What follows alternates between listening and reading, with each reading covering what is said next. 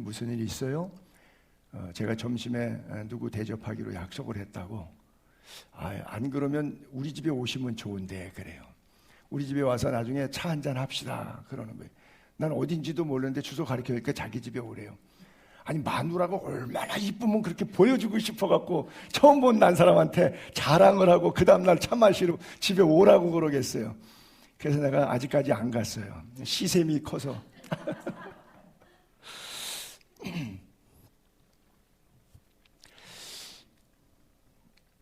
이게 또 첫 페이지는 잘 안 넘어가요. 네. AI한테 이 늙은 아브라함을 좀 그려달라 그랬더니 175세 연령으로 그려줘 그랬더니 죽기 전 연령을 그려준 게 AI는 이렇게 그래요. 어쨌든 늘 제가 느끼는 거지만 역시 쟤는 내 마음에 안 들어요. AI가 주는 답은 내가 기대하는 답하고는 조금 이 성경 구절을 읽고 준비하고 저는 이제 본문도 이렇게 쓰거든요. 메모지에다가 낙서하듯이 한 번씩 이렇게 써봐요. 그리고 그러나 그러므로 그리하여 이런 접속사 부분의 앞 스토리 뒷스토리들을 쭉 이렇게 찾아서 왜 이런 접속사가 들어갔는지를 문법적으로 분석하고 주석을 찾고 다른 목사님이 설교한 내용들을 분석하고 그러다 보니까 최소한도 한 12시간 이상 한 편의 설교를 준비하는데 그 정도 시간이 들어갑니다. 근데 쓰다 보니까 갑자기 저 숫자가 저렇게 나오더라고요. 창세기 25장 7절에 써놨는데도 잘 모르시겠어요? 그래서 재밌어가지고 이거는 성경하고 상관없는데 써보다가 재밌어갖고 여러분에게 한번 써서 올렸습니다. 외우기 좋죠? 왜 그렇게 외우는 거 있잖아요. 성경이 모두 66권인데 구약 39권, 신약 27권, 도하기 66권, 39, 27. 그렇죠? 구약이 39권이잖아요. 39 곱하기 하게 되면 27 나오죠. 그래서 66권인데 구약은 39권, 신약은 27권, 39, 27. 그렇게 외우는 그 말장난처럼 외우는 그런 것처럼 갑자기 쓰다 보니까 저게 제 눈에 걸렸어요. 자, 퀴즈. 성경 퀴즈 대회. 믿음의 조상 아브라함은 아들이 몇 명 있었을까요? 답 나왔는데 8명 맞아요. 믿음의 조상 아브라함은 8명의 아들이 있었는데요. 그 중에 하나 키가 크고요. 나머지는 작아요. 오른손 올려요. 왼손 올려요. 썬데이 스쿨 어렸을 때 주일학교 다닌 사람은 이 게임할 때 불렀던 노래로 자동적으로 성경 퀴즈 답을 이야기했었는데 우리 천집사님이 늦게 믿으셔가지고 처음 생소하게 들어보셨죠? 근데 정답을 천집사님이 맞추셨어.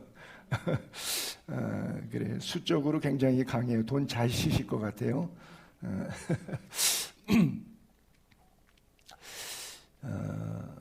창세기 16장과 25장에 보게 되면 아브라함이 부인 셋의 아들 8을 낳게 되는데 첫 번째 나온 애가 이제 하가를 통해서 나오고 두 번째 애가 사라를 통해서 이삭이 나오고 이제 세 번째가 그두라라고 하는 부인을 통해서 6명의 형제들이 나와서 모두 8명인데 성경에 이렇게 써 있어요. 첩, 하갈은 첩이에요. 그두라는 처, 다음 처니까 첩하고 처는 신분이 달라요. 그렇죠? 전혀 다른 겁니다. 그래서 첩과 처의 사이라고 성경은 분명히 이야기를 구분을 해주고 있고요. 향년이라고 성경에 썼는데 그 누리다, 지내왔다는 거죠. 그래서 살은 사람한테 향년 몇 세 이런 얘기하면 안 돼요. 죽은 사람에게만 쓰는 겁니다. 누린 지나간 과거로 이미 누린 그런 누릴 형자에다가 해년자, 세상을 떠날 때까지 누린 나이다. 그래서 뭐 동물에게 향년을 쓰거나 산 사람에게 향년을 쓰지는 않습니다. 결국은 우리에게 향년이 다 오죠. 예를 들면 손용삼 향년 몇 세였더라. 지금 이제 65세인데 만으로 엊그저께 생일 지났으니까 몇 년을 하나님께서 더 살게 하시려는지 몰라요. 모세만큼 산다 그러면 이제 55년밖에 안 남았는데 그래요. 여러분들도 각자의 삶의 시간표가 있어요. 이런 생각을 해봐요. 죽음이 뭐냐? 제가 죽었잖아요.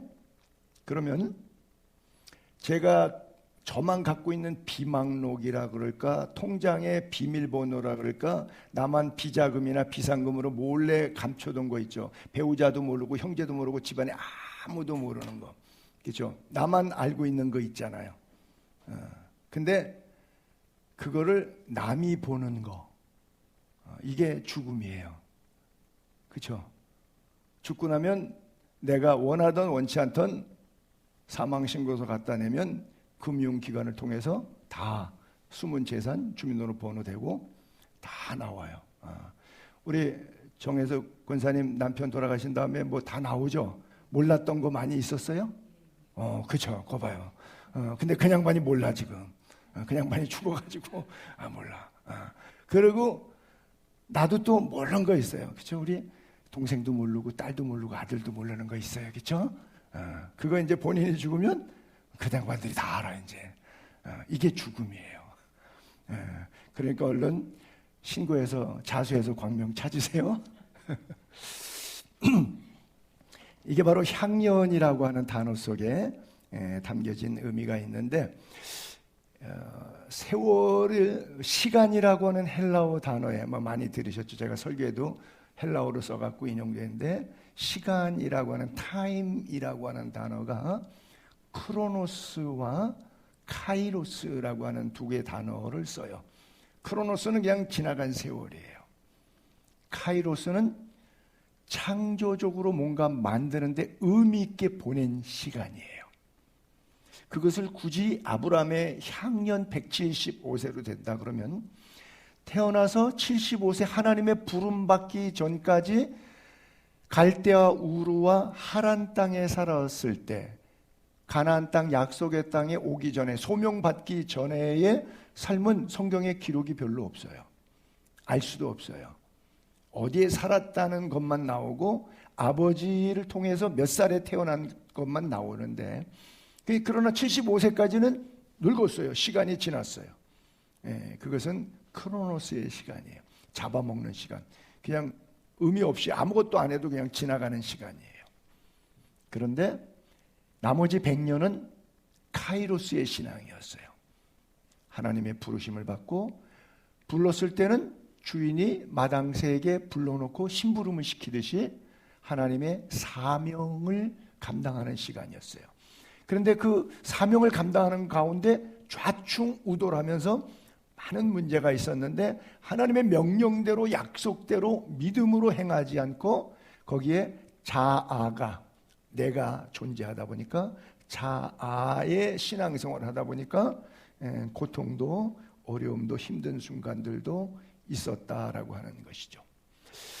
그래서 아브라함은 아내가 죽은 다음에는 그의 삶에 있어서 더 의미 있었는데, 본인이 의도하고 의도 안 하고 가정생활, 부부생활, 성생활 이런 관계를 떠나서 하나님께서 창세기 12장에 부르시고 열국이 천하만국이 너를 통해서 복을 받는다. 15장에 롯이 떠난 다음에 외로웠을 때 또 밖으로 불러내서 하늘의 별 보여주면서 하셨던 말씀이, 내가 너를 열국의 아비로 삼겠다 그러시고 17장에 넘어가서 이름을 아야 열국의 아버지라고 아브라함으로 바꿔버렸어요. 그런데 자기가 의도했는지 안 했는지 모르는데 열국의 아버지가 되게 됐어요. 그두라를 통해서. 그렇죠. 그래서 이스마엘의 아랍 자손들, 그두라의 아람 족속의 자식들, 그게 뭐 우리가 아까 얘기했던 미디안 족속이라든지 아수르 종족, 아시리아 제국이라고 어마어마한 제국을 건설했죠. 결국은 올라가면 아버지 아브라함이에요. 그래서 실제 이스라엘의 국부만 아니라 열국의 국부가 되었어요. 그것도 자기가 개인적으로 마누라 죽고 힘들고 외롭고 뭐 혼자 밥 먹기 싫으니까 설거지 부탁하려고 그냥 결혼한 것 같지만 아니에요. 그 속에 하나님의 섭리가 내재되어 있어요. 그래서 하나님의 사람이 살아가는 삶에는 의미 없는 시간이 하나도 없는 거예요. 이게 그냥 흘러가는 크로노스의 시간이 아니라 하나님의 창조의 목적과 그 인생을 이 땅에 나서 향년 죽을 때까지의 하나님 맡기신 사명을 이루어가는 과정으로 사용된 카이로스의 시간이 되는 거예요. 여러분들은 지금 어떤 시간을 살고 계신다고 생각합니까? 꼭 맞는 건 아니지만 이렇게도 예를 들 수가 있겠죠. 여러분들이 예수 믿기 전까지는 그냥 내 인생이 내 것이라고 생각하고 아무렇게나 막 흘러보낸 시간이었어요. 근데 예수 믿은 다음부터 천국 갈 때까지 살아가는 시간에는 더 이상 이렇게 살면 안 되겠다. 성경대로 살아보자라고 몸부림치면서 하나님께 뜻을 구하고 길을 묻고 걸어가는 시간들. 그래서 예수 믿기 전과 후로 중생을 기점으로 해서 나누어지는 시간도 될 수 있지 않을까, 이렇게 생각해요. 그래서 욥처럼 죽은 다음에도 살아생전에 주님의 얼굴을 구하더니 죽은 다음까지도 하나님의 얼굴을 구하는 모습, 그것을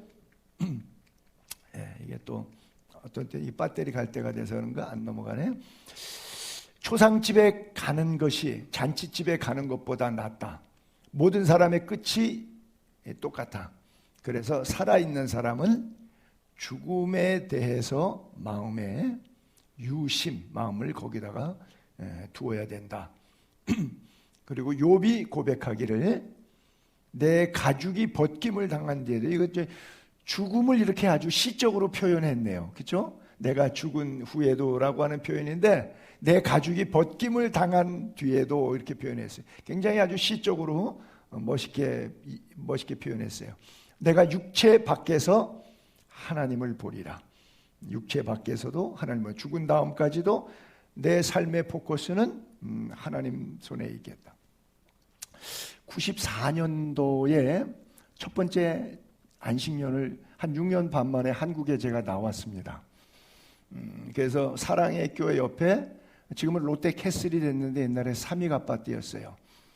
이랜드 계열 산업 아시아 미션에서 선교관을 줘가지고 1년 동안 그 아파트에서 안식관으로 쓰고 살았는데, 이제 사랑의 교회가 바로 있으니까 평소에 다른데 설교 안 갈 때는 그냥 사랑의 교회 뭐 수요 예배, 저녁 예배 이렇게 쭉 왔다 갔다 하면서 시간을 보냈는데, 강남역이니까 그 강남대로변에 뭐 재밌는 게 니어커에 많더라고요. 근데 특별히 나한테 재미있었던 것이 거기 짝퉁 시계들 쫙 있는데 롤렉스도 있어. 근데 5만 원이야. 완전 금장이야. 그래서 내가 그 시계를 5만 원 주고 사가지고 이렇게 찼어. 그랬더니 그리스에 진짜 롤렉스 타는 집사님이 와서 보더니, 야, 목사님 거랑 내 거랑 똑같네요. 얼마나 잘 만드는지 짝퉁이 똑같네요. 그래요. 그 다음에 우리 막내 처제 남편이 동서가 또 한국에 왔어. 걔 내가 시계를 보여주니까 그거 나 주세요 그러는 거예요. 왜? 5만 원 주고 동서도 사. 아, 형님 나 주세요. 왜? 아니, 목사님이 성직자인데 그렇게 짝퉁을 차는, 그렇게 유치해갖고 되겠어요? 만약에 진짜라고 생각하면 교인들이 어떻게 하겠어요? 선교 후원 안 할 거 아니에요. 이래도 저래도 문제니까 무조건 자기 달라고 그러더라고요. 설득력이 있는데, 어쨌든 그 짝퉁 시계는 잘 갔어요. 근데 제가 아는 그 이모 브라질에서 온 사람이라든지 내가 아는 그 롤렉스 찾던 사람들 이야기 들어보니까 이게 한 두세 달이면 5분씩 늦거나 빠르대. 예. 그래서 내가 롤렉스 시계 잘 만든다는 얘기를 들어본 적이 없어요. 당분간은 잘 맞는데 시간이 조금 지나면 명품인데 안 맞아. 자, 여러분에게 질문할게요. 그러면 5만 원짜리 시계가 정확하게 잘 맞아요. 근데 롤렉스는 한 억대 가는 롤렉스는 시간이 1년에 한 5분, 10분씩 안 맞아요. 둘 중에서 가지라 그러면 여러분 어떤 거 가지겠어요? 1억 원짜리 롤렉스 가질래요? 안 그러면 5만 원짜리 쿼츠 시계 탁탁탁 잘 맞는 시계 가지실래요? 큰일이다. 평생을 내가 설교하는 건데 돈에 속지 말고 사명대로 살자고. 그게 1억이든 100억이든 목적대로 살지 않는 인생은 의미가 없는 거예요. 그건 버린 시기예요. 목적에서 이탈된 인생인 거예요. 지가 아무리 부자고 대통령이고 재벌이고 총수고 해도 삶의 목적대로, 시기의 목적은 정확하게 시간을 알려주는 거예요. 그걸 틀리게 가르쳐주면 문제가 많이 발생하는 거예요. 그건 틀린 인생의 길을 가는 거예요. 그런데 가격 밸류는 그렇게 높지 않지만 정확한 시간, 사명을 따라 내가 얼마나 가졌던, 얼마나 배웠던, 얼마나 알고 있던 상관없이 하나님께서 내게 주신 탤런트, 은사를 최선을 다해서 목적대로 하나님의 뜻대로 살아가는 인생, 그 인생이 훌륭한 인생이에요. 한 번 더 물어볼까요? 그럼 이제는 오답이 아니라 이제 정답 나올 것 같은데, 우리는 보이는 것 때문에 이렇게 많이 속는다는 거예요. 나도 모르는 사이에 우리가 젖어 있어요. 제가 지금 지난 4월 마지막 주일날 우리 예수의 교회 창립 15주년이 지났잖아요. 매년 사무총회 이렇게 하다 보면 세례자, 그 다음에 장례식, 집례 통계가 나와요. 사무총회. 전체적으로 제가 장례식을 한 18번 정도 15년 동안 이렇게 집례를 하고, 조문을 간 거, 제가 집례를 안 하고 조문을 간 예도 상당 횟수가 되고, 그 다음에 목회 말고 친구 부모 돌아가셨다고 동창들, 내가 아는 지방의 감찰의 소속 교단 목사님들 쫓아다닌 것 따지면 헤아릴 수가 없어요. 아마 100번도 넘을 텐데, 제 부모님 장례식까지 포함해서 그때마다 느끼는 건, 내가 죽어 있을 거고 또 누군가 어떤 목사님이 나를 장례를 집례하겠죠. 나도 그날이 올 테니까요. 그때 그분이 나에 대해서, 고인에 대해서 추모하는 이야기를 할 때 어떤 이야기를 할 수 있을까? 마지막 임종한 사람, 향년을 지낸 사람에게 할 수 있을까? 그럼 내가 향년이 차오르기 전까지 나는 어떻게 살아야 되겠는가? 제가 직접 장례를 집례하면서도 그 고인에 대한 추억이 나에게 고스란히 살아있잖아요. 그 사람에 대해서 내가 좋은 이미지를 가진 사람도 있을 것이고, 참 저런 인간은 다시는 태어나면 안 될 텐데, 무던히 나를 속삭이는 인간, 이래가면서 여러 가지 다양한 생각을 가질 수도 있겠죠. 근데 그건 우리끼리 자기 감정대로 평가하는 거니까 큰 의미는 없지만, 하나님의 심판대에서는 하나님이 평가하시는 거예요. 내가 너를 몇 년도에 태어나서 향년 몇 세까지 살게 하는 동안에 너에게 어떤 은혜를 부었고 어떤 사명을 주었는데, 받은 은혜와 그 사명을 목적대로 잘 살았느냐를 물을 건데, 개인적인 싸움 하다가 자기 욕심 채리다가 이기적인 삶을 살다가 남들 불편하게 하다가 이렇게만 덜커덕 장례식을 하게 되면 그 향년이 어떤 향년일지 성경의 아브라함의 향년을 통해서 우리는 각자가 한번 돌아볼 필요가 있지 않을까, 그런 생각을 가져봐요. 아브라함의 인생을 정리하면서 자기가 죽기 전에 6애를 그두라는 향기, 우리말로 냄새라는 뜻인데, 향기, 향수 그런 뜻인데, 6명을 낳는데 자기가 죽고 나면 이 이복 형제와 함께 지금 브엘세바에서 살고 있는데 문제가 생길 것 같은 거예요. 그래서 사전에, 죽기 전에 이걸 좀 교통 정리를 하자 생각한 거예요. 왜냐하면 자기가 롯하고 재물이 늘어나니까 싸우더라고요. 재물이 없을 때는 굉장히 잘 살았어, 행복하게. 집집마다 그런 집안 있잖아요. 돈 없을 땐 콩 반쪽 나눠 먹으면서 화목했는데 돈이 조금 있으니까 그것 때문에 평생 안 만나는 집안 많잖아요. 조카 롯이 없을 때는 삼촌밖에 몰랐는데 얘도 조금 나름대로 살다 보니까 자기도 부하 데리고 살다 보니까 이게 좀 엉망이 된 거예요. 왜냐하면 자기가 아무리 예를 들어서 몸종이 한 30명 데리고 있으면 짐승 갖고 30명 몸종 데리고 살면 롯도 먹고 살만한 거예요. 그러면 세상 말로 이렇게 불알도 쪽 차고 삼촌 따라와갖고 삼촌 덕에 내 인생 대박 났네, 삼촌 고마워요, 이래야 되는데 시기 질투하고 싸우는 거예요. 아브라함이 전쟁할 때 318명의 식소를 거느렸다고 성경에 나오잖아요. 그러면 남자가 전쟁에 나갈 사람 318명이면은 처자식이 있을 것 아니에요.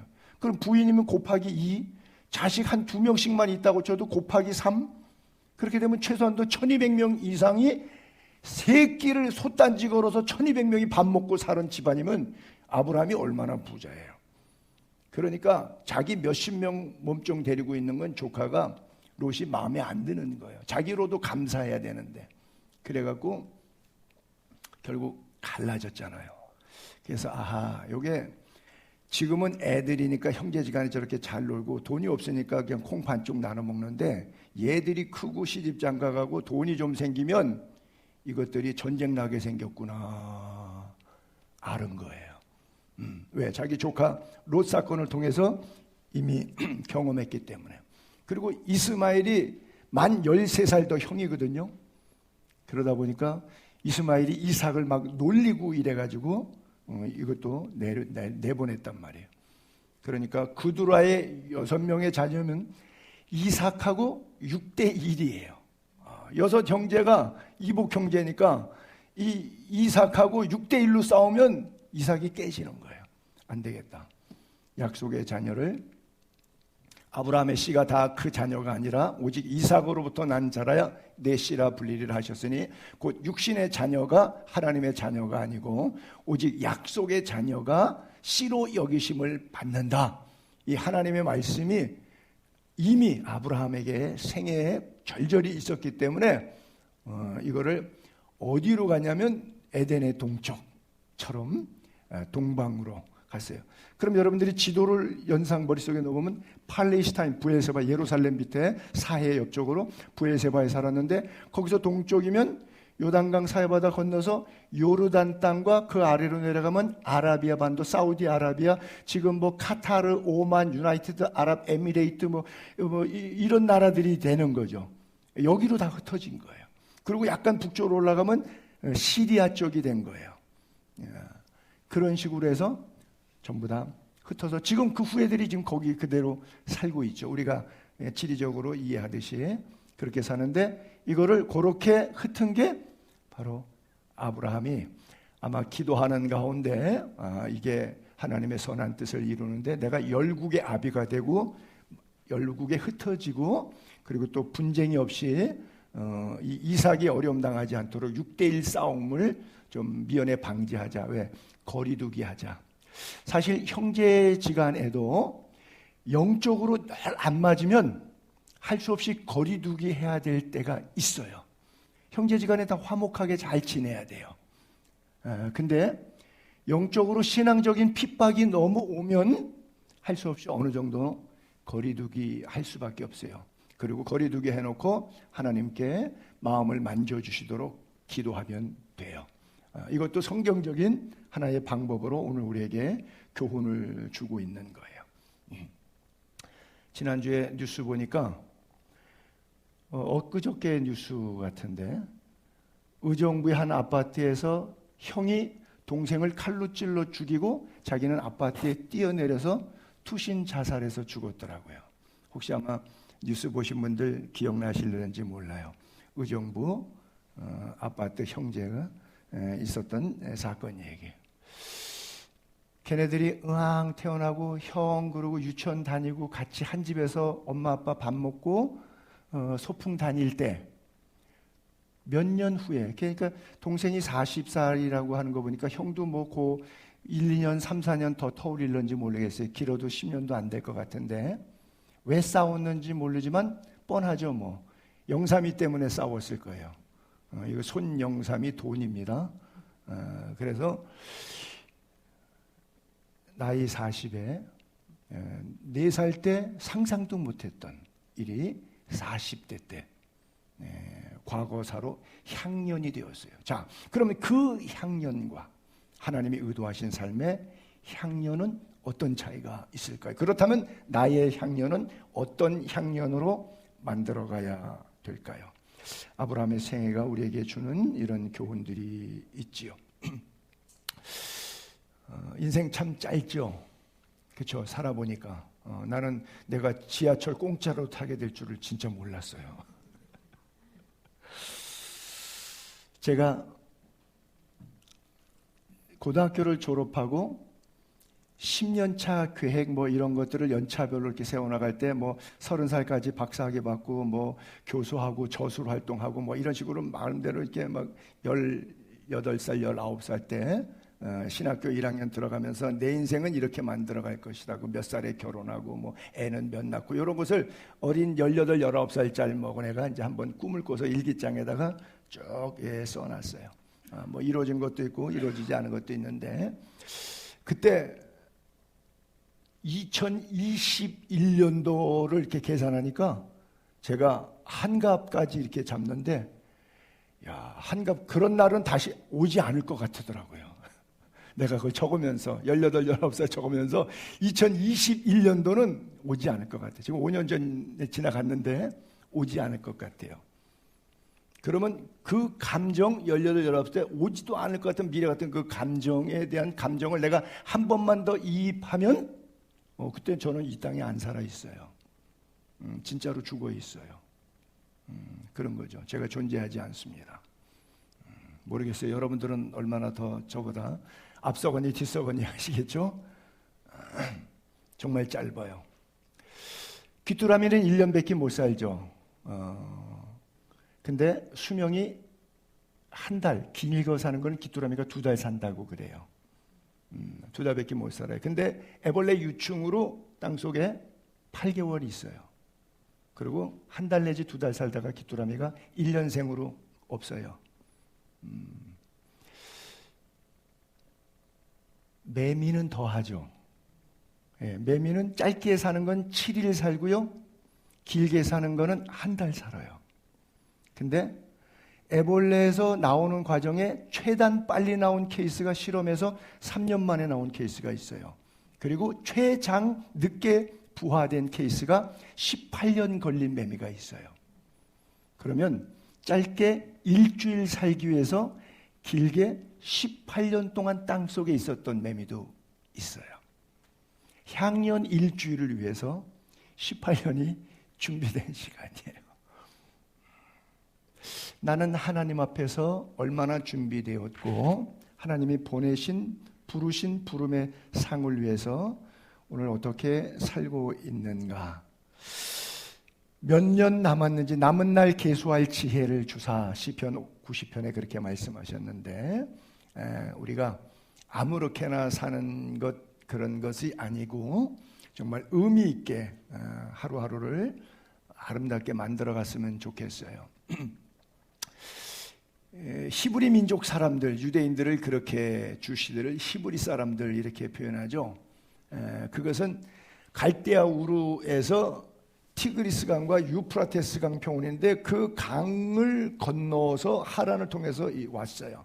그래서 가나안 7족속, 뭐 기르가스 족속, 여부스 족속, 브리스 족속, 헷 족속 이런 가나안 7족속들이 어느 날 갑자기 뚝 오더니 세겜 땅에 조금 살다가 베델에 살다가 베델과 아이 가운데 살다가 부엘세바에 내려왔다가 뭐 이러고서는 또 막벨라 굴을 사갖고 자기 마누라 거기다가 집어넣고 자식이 또 아버지 집어넣고 얘네들이 이렇게 살아요. 근데 얘네들의 정체는 잘 모르겠어요. 가나안 원주민들이. 그래갖고 얘네들을 가나안 말로 히브리인들이라고 했어요. 저 강 건너온 것들, 제주도 사람들이 육지 것들 뭐 이렇게 하는 식으로 그게 히브리라는 단어의 가나안어의 어원이에요. 그래서 제가 밑에다가 글을 하나 또 떠났죠. 우리는 요단강 건너가 만날이 며칠 후 느낌이 그런 것들은 꼭 장성곡 느낌이 오는데 영적인 메시지가 굉장히 좋은 거예요. 약속의 명령 때문에 하나님의 땅, 적과 꾸리는 하나님의 약속의 땅으로 갈대아 우르의 메소포타미아 문명과 함무라비 법전의 수메르 문명을 뒤로 하고 척박한 광야와 간조한 땅이지만 그 땅을 하나님이 축복의 땅으로 믿고 건너온 사람들이에요. 그리고 그 땅에서 복을 받았고 아브라함과 다윗의 손 예수 그리스도의 세계로 인류 구원을 하나님께 작정하셨어요. 오늘 우리의 향연을 통해서 조명해 보면서 적용해 보면서 우리는 유프라테스 강을 건너온 사람이 아니라 요단강을 건너온 사람이에요. 그리고 다시 요단강을 건너갈 거예요. 우리는 하나님 품에서 왔고요. 다시 천국 시민으로 본래적 자리로 갈 건데 왜 갈 건데 왔느냐? 하나님의 부르심 때문에 왔어요. 그 부르심에 마땅하게 사는 것을 성경의 향연이다. 저는 그렇게 이해하고 싶어요. 아브라함의 향연이라고 표현했던 것처럼 우리가 누린 해의 숫자, 하나님이 우리에게 주신 생명의 날들 동안 말씀을 정리하면서 사도 바울이 신앙 고백을 우리의 고백으로 받고 싶어요. 사도 바울이 디모데 후서를 쓰고는 죽습니다. 전체 신약에 13권의 바울 서신이 있는데 마지막 서신이에요. 그래서 추정컨대 65년에서 66년 AD 저거 쓰고 나서 로마 네로의 극악무도한 박해 속에서 목이 잘려 순교를 당합니다. 순교당하기 직전에 그 날이 자기에게 다가옴을 직감하고 마지막 편지를 디모데에게 보냅니다. 나 죽을 때가 된 것 같아. 그러면서 세 가지를 자랑스럽게 아주 프라우드하게 하나님이 보내주신 이 땅의 사명을 어떻게 했는지를 세 토막으로 나 영적인 싸움 잘 싸웠어. 사명에 달려가야 될 길 잘 끝낸 것 같아 이제. 그리고 무엇보다 중요한 것 남은 구원했지만 내 안에 믿음이 흔들려 버려갖고 마지막에 구원을 완성하지 못하면 안 되잖아요. 그래서 처음 믿음, 첫 사랑의 은혜, 첫 소망의 기쁨 그것을 꽉 붙잡았어요. 영적인 싸움 치열했죠. 중간에 예수 포기하고 싶고 저 꼴보기 싫은 것 때문에 뭐 이런 미움들이 있었어요. 영적 싸움들이 있었어요. 근데 영적 싸움 잘 싸웠어요.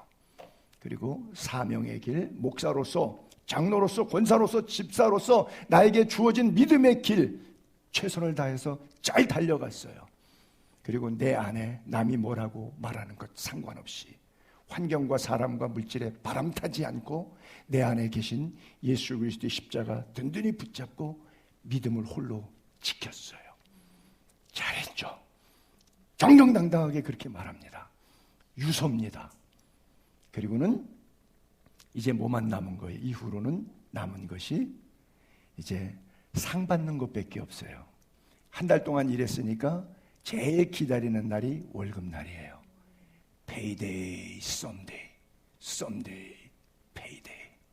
나를 위하여 의의 면류관이 예비되었다. 주님, 우리의 왕, 곧 의로우신 재판장 그분이 그날 내가 향연을 마치는 날, 그날 나에게 이 의의 면류관을 천군 천사 동문에서 찾아오셔서 에스코트하면서 면류관 씌워줘서 천국으로 에스코트해 갈 거예요.